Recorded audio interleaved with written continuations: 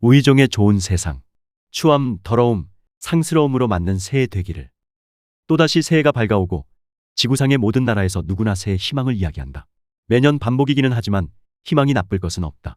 희망이 현재를 죽이거나 합리화하는 것이 아니라 최소한 우리의 삶을 조금씩이나마 바람직하게 변화시킨다면 말이다.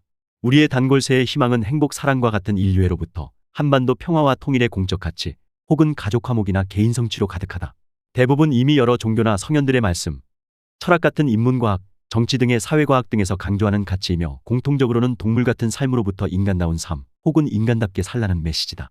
허나 작심삼일이라는 개인 성취는 그렇다 치고 70년 가까이 지속된 통일의 꿈은 여전히 요원하다.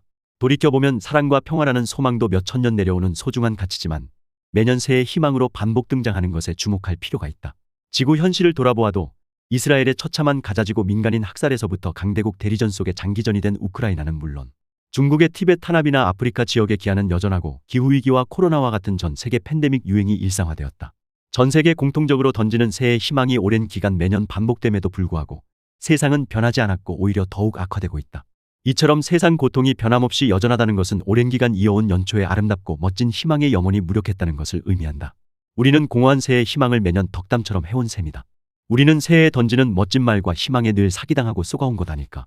새해의 인사로 혹은 새해의 결심으로 던져지는 익숙한 멋진 구호와 말에 대하여 다시 한번 생각해 볼 때다.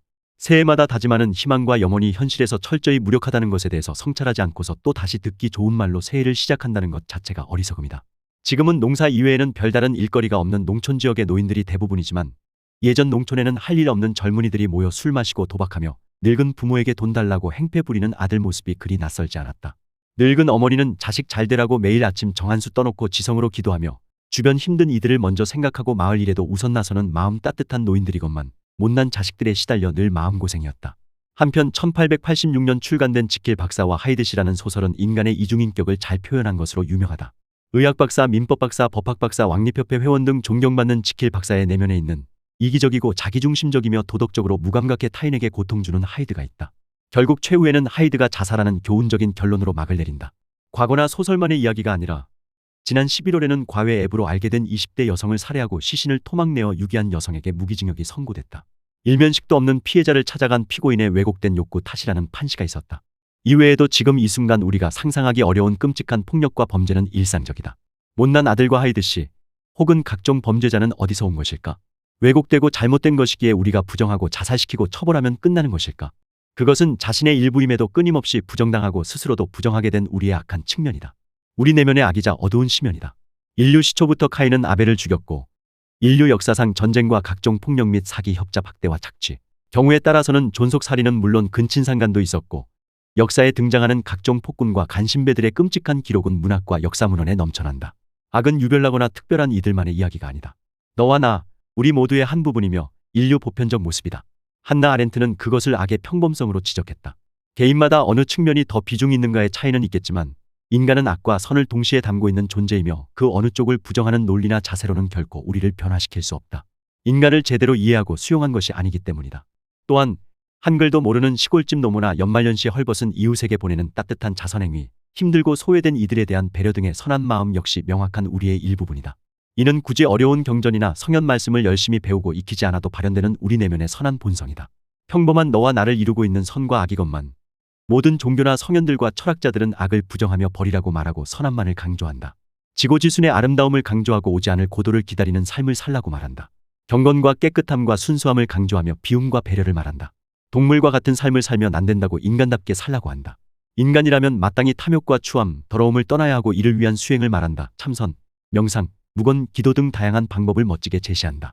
맑고 깨끗한 선함과 수행을 강조하는 방식을 통해 권력을 부여받은 종교나 성현들은 우리를 끊임없이 자기검열하게 하여 자신들의 통제 속에 두려는 지배자의 헤게모니를 확보한다. 그런 지배자들의 언어와 논리를 내면화하여 길들여진 이들은 선악의 양면을 지닌 자신 스스로를 부정할 수밖에 없다. 이들은 새해 인사와 희망으로 자신을 부정하는 지배 권력자들의 반쪽 언어를 되풀이한다. 아름답고 깨끗한 멋진 희망의 언어를 구사한다. 실제로는 쌍년놈들인 자기 자신을 착각한다.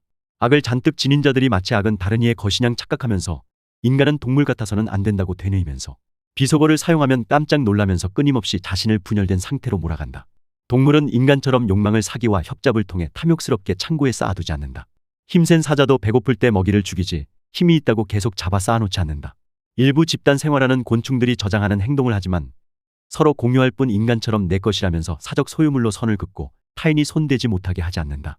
인간만이 평생 돈과 명예 권력을 끝없이 축적하며 그것을 위해서는 거짓말은 물론 각종 음해와 모함으로 동족을 제거하고 3대를 멸하는 짓을 한다.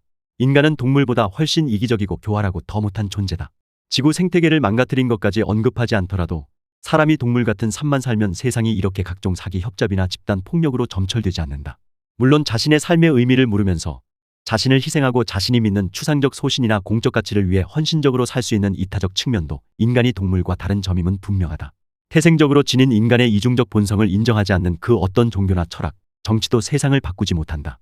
기독교, 불교 각종 철학과 막시즘, 생태주의 등 그토록 좋은 말과 멋진 가르침, 심오한 철학, 다양한 수행법이 있어도 결코 이 세상은 바뀌지 않았다.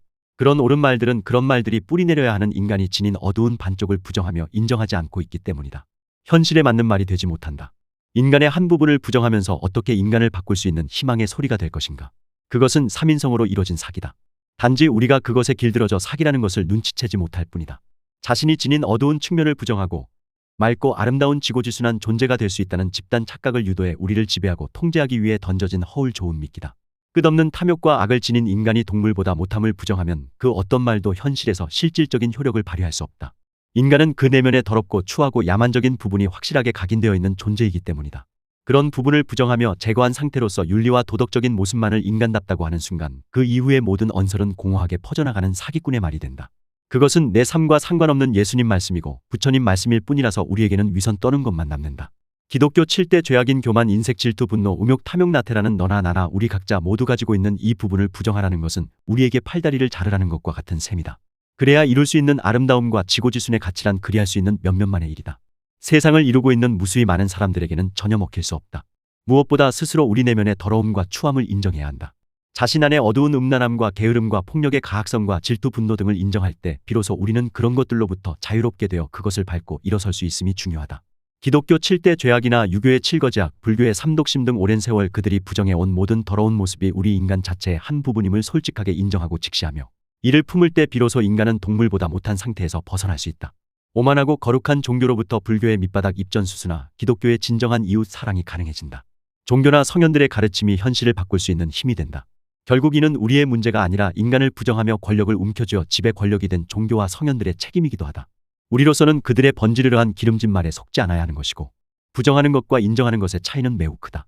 전자의 경우는 인간과 세상을 바꾸려는 아무리 아름답고 멋진 논리체계의 가르침이라 해도 사상누각의 부실함 속에 전혀 작동되지 못하지만 악하고 못난 그대로의 인간을 인정하는 후자에 근간할 때 탄탄한 가르침이 되어 인간과 세상의 실질적 변화에 기여할 수 있다. 올해 새해에는 인간의 추함과 더러움을 인정하고 직면하는 것부터 시작하자. 시발 쌍년 쌍놈 18년 개새끼 등의 욕설로 점철되고 음란하고 음탕함에 탐욕 가득한 눈길로 너를 그리고 우리를 서로 바라보며 맞이하자. 그것이 인간이다.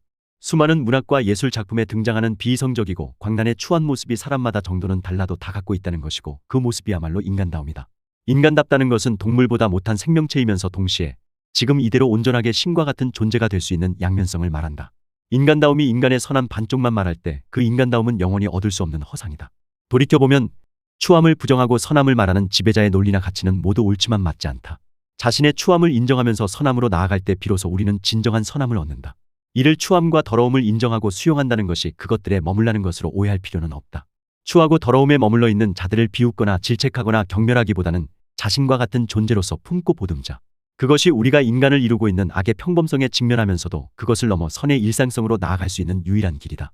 탐욕의 눈길과 타락의 몸짓으로 당당하게 출발할 때 비로소 각종 수행법이나 명상도 힘을 발휘할 수 있고 모든 신년 희망도 구체적 힘을 갖고 실현될 수 있는 진정한 희망이 된다.